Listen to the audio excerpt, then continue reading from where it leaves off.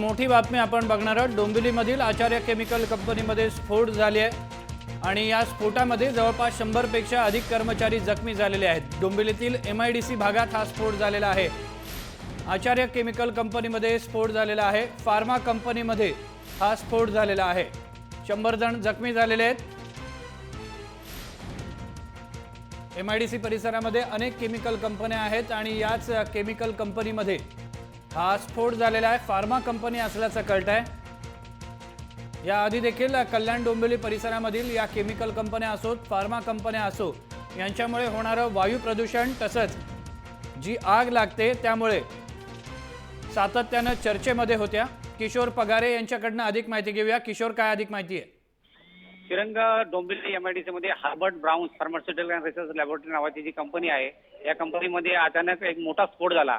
या स्फोटाची तीव्रता इतकी होती की जवळजवळ 200-250 फुटाच्या अंतरावर ज्या वस्त्या आहेत, वस्तीतल्या लोकांनाही त्याची इजा झालेल्या आहेत आणि जी कर्मचारी आहेत, जे लॅबोरेटरीज आहेत, ते सुद्धा मोठ्या प्रमाणात जखमी झालेले आहेत।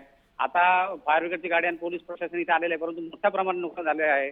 मी पाहू शकतो आता माझ्या डोळ्याने की प्रचंड लोक जखमी झालेले आहेत, कुणांना मोठमोठ्या जखमा लागलेल्या आहेत आणि जी मदत पाहिजे होती ती आतापर्यंत मिळत नव्हती, परंतु आता कुठेतरी अँब्युलन्स वगैरे जसं मीडियावर मेसेज फिरत चाललाय त्याप्रमाणे इथे मदत व्हायला सुरुवात झालेली आहे। परंतु हे फार मोठा स्फोट आणि फार मोठी घटना इथेही आपल्याला बघायला मिळते। श्रीरंग, किशोर, हा भाग नेमका कोणता आहे? हा डोंबिवली MIDC मधला भाग आहे। सागरली जवळ जी MIDC आहे तिथला हा भाग आहे आणि ही एक आईस फॅक्टरीच्या जवळचा हा एक कंपनी आहे, हार्बर्ट ब्राउन म्हणून। काय नेमकी घटना घडलेली आहे, जरा सविस्तर पद्धतीने सांगा किशोर पगारे। कशा पद्धतीनं सध्या तिकडची परिस्थिती बघायला मिळते? आग नियंत्रणात आलेली आहे का? लॅबोरेटरी म्हणल्यानंतर कोणतेही केमिकलचे इथे जे मोठमोठे हे असतात, आपलं बॉयलर्स असतात, त्या बॉयलरचा स्फोट झालेला आहे। त्या बॉयलरचा स्फोट नेमकं कोणत्या प्रकारचं केमिकल यामध्ये यूज करत होते किंवा कोणत्या प्रकारचा रिसर्च चालतो त्याची माहिती अजून आपल्याला मिळाली नाही। परंतु ज्या पद्धतीने हे जे स्फोट झाले त्याची तीव्रता इतकी होती की त्याचा परिणाम हे आसपासच्या परिसरावर झालेला आहे। धन्यवाद किशोर पगारे, तुम्ही दिलेल्या माहितीबद्दल। आपल्यासोबत आता सुरेश काटे देखील आहेत, आपले प्रतिनिधी। सुरेश, तुमच्याकडे काय अधिक माहिती आहे? श्रीरंग, बघा, हार्बर्ट ब्राउन ही MIDC मधील कंपनी आहे। गेल्या अनेक दिवसापासून आपण जर बघतो तो गेल्या वेळेस देखील अशाच पद्धतीचा स्फोट झाला होता, पण आताचा जो स्फोट जो आहे तो एवढा भयंकर आहे की रस्त्यावरती जाण्या येणाऱ्या करणाऱ्या मोटरसायकलवरतील लोक हे जखमी झालेले आहेत। पूर्णपणे त्यांचे डोके फुटलेले आहेत। अजूनही मोठ्या प्रमाणामध्ये स्फोट होताना आपल्याला इथे दिसत आहेत आणि जवळपास 4 ते 5 हजार पब्लिक जे आहे ते घरामधून बाहेर आलेले आहे। पूर्णपणे हे लोक घाबरलेले आहेत की अक्षरशः त्यांच्या टेरेस फ्लॅट वरची जे पत्रे आहेत, पत्रे फुटलेले आहेत, लोकांच्या खिडक्या फुटलेल्या आहेत, त्यांच्या आतमध्ये त्यातला काही असे लोखंडी सळ्या आतमध्ये जाऊन लोक त्याच्यात जखमी झालेले आहेत। विशेषतः रस्त्यावरती ये जा करणाऱ्या लोकही त्याच्यात जखमी आहेत। जवळपास 3 ते 4 किलोमीटर पर्यंतच्या घरांवरती या कंपनीचे पूर्णपणे काही अवशेष असे पडलेले आहेत। त्यामुळे एकूणच पूर्णपणे दहशतीचं वातावरण इथं निर्माण झालेलं आहे। जवळपास 150च्या जवळपास लोक किरकोळ जास्त प्रमाणामध्ये जखमी आले। जास्त करून लोकांचे डोके इथे फुटलेले दिसत आहेत रस्त्यावरती ये जा करणाऱ्या लोकांचे। श्रीरंग, खरोखर ही एवढी गंभीर घटना आहे की आता सध्या या डोंबिवली परिसरामधील जेवढे रहिवासी आहेत ते संपूर्ण रस्त्यावरती उतरले आहेत। त्यामुळे कुठेतरी ते एकदम तणावाचं आणि दहशतीचं वातावरण झालेलं। त्यामुळे बरोबर आहे सुरेश, तुम्हाला या ठिकाणी थोडंसं थांबवतोय। आपल्यासोबत आपले प्रतिनिधी मयंक भागवत देखील आहे। मयंक, काय अधिक माहिती मिळते? श्रीरंग, एक मोठा स्फोट याला म्हणावा लागेल। जवळपास 100च्या वर काही कामगार आणि या ठिकाणी रस्त्यावरचे नागरिक जखमी झालेले आहेत।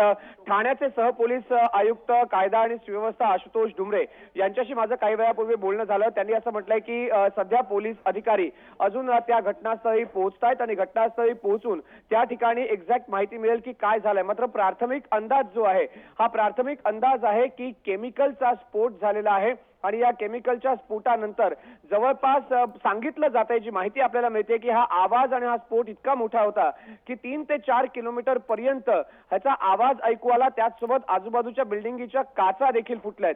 मात्र ज्या प्रकारे आपल्याला माहिती मिळते पोलीस अधिकारी सध्या त्या घटनास्थळी पोहोचतायत।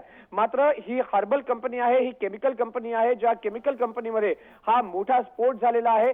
आता हा स्फोट केमिकलच्या मुळे झाल्याचा प्राथमिक अंदाज जरी पोलिसांनी व्यक्त केला असला तरी बॉयलरचा स्फोट झालाय का किंवा आणखीन कशाचा स्फोट झालाय हे अजून अद्यापही स्पष्ट झालेलं नाही.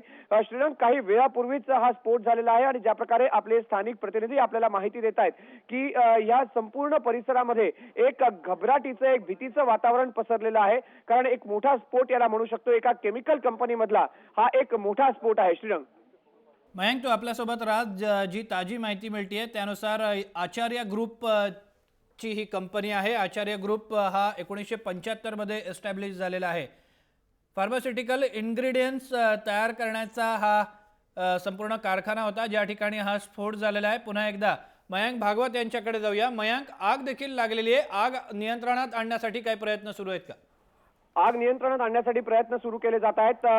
सगळ्यात महत्वाची गोष्ट म्हणजे या ठिकाणी तू दृश्य पाहतोयस, ही दृश्य आहेत या केमिकल कंपनीमध्ये झालेल्या स्फोटाची. त्या ठिकाणी अग्निशमन दल पोहोचलेलं आहे. जय महाराष्ट्र एक्सक्लुझिव्ह तुम्हाला हा फोटो दाखवतोय. हा पहिला फोटो जय महाराष्ट्रकडे आलेला आहे. आचार्य जे केमिकल म्हटलं जात आहे, जी हर्बल कंपनी आहे, केमिकल कंपनी, त्या केमिकल कंपनीमध्ये ब्लास्ट झालेला आहे. घटनास्थळी दाखल झालेले आहेत फायर ब्रिगेडचे जवान. मात्र जवळपास 100च्या आसपास लोक आणि कामगार जखमी झाल्याची प्राथमिक माहिती आपल्यापर्यंत पोहोचते. खूप मोठा स्फोट झालेला आहे. श्रीरंग, बहुधा डोंबिवली आणि कल्याणच्या MIDC भागामध्ये हा झालेला आतापर्यंतचा सगळ्यात मोठा स्फोट असावा आणि बहुधा हा गेल्या काही वर्षातला हा सगळ्यात मोठा स्फोट मानला जातोय.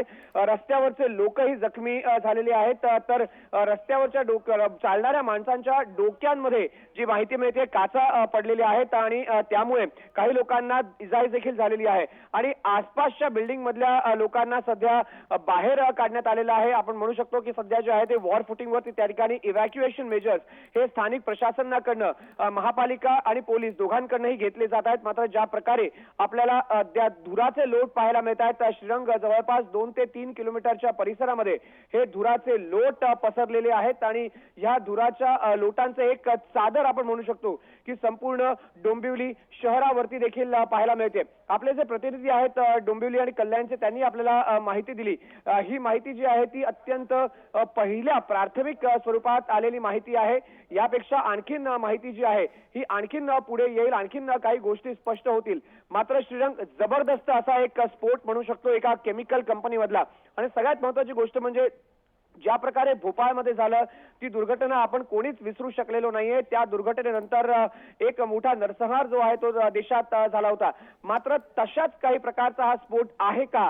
ह्याने या स्फोटानंतर सुद्धा अशाच काही प्रकारे जे आहे ते त्रास होईल का लोकांना? हा सगळ्यात मोठा प्रश्न आहे आणि प्रशासनासमोर जर या ठिकाणी केमिकलची गळती होत असेल किंवा काही गॅसची गळती होत असेल तर त्याने जो त्रास होईल तो त्रास लोकांना न होऊ देणं किंवा त्याच्यावरती कुठेतरी जे आहे ते थांबवणं, हा सगळ्यात मोठा जो आहे तो प्रशासनासमोर असलेला एक मोठा आपण म्हणू शकतो आव्हान आहे.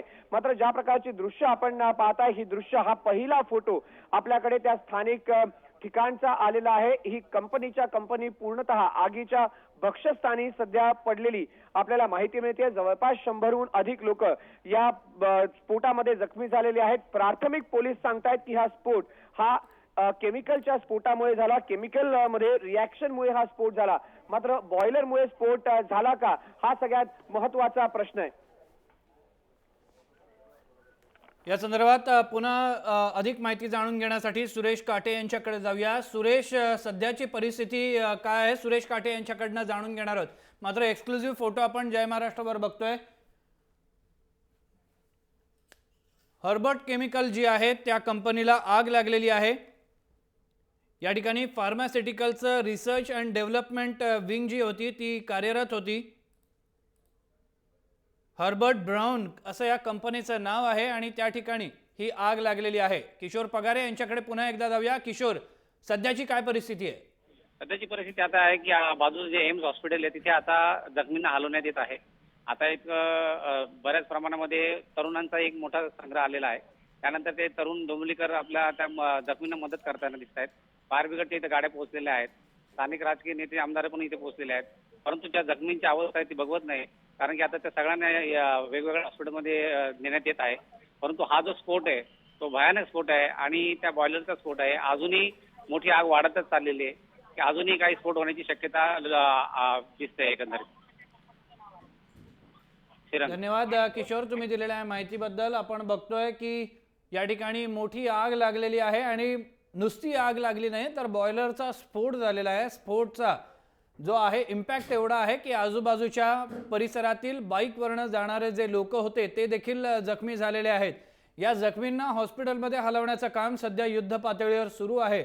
या ठिकाणी मदत पोहोचते, मात्र जखमींचा आकडा हा प्रचंड आहे. त्यामुळे मदत कार्य जे आहे ते सुरू असून देखील जखमी आहेत त्यांना हॉस्पिटलमध्ये नेण्यासाठी वेळ लागतोय, कारण जखमींची संख्या ही खूप मोठी आहे.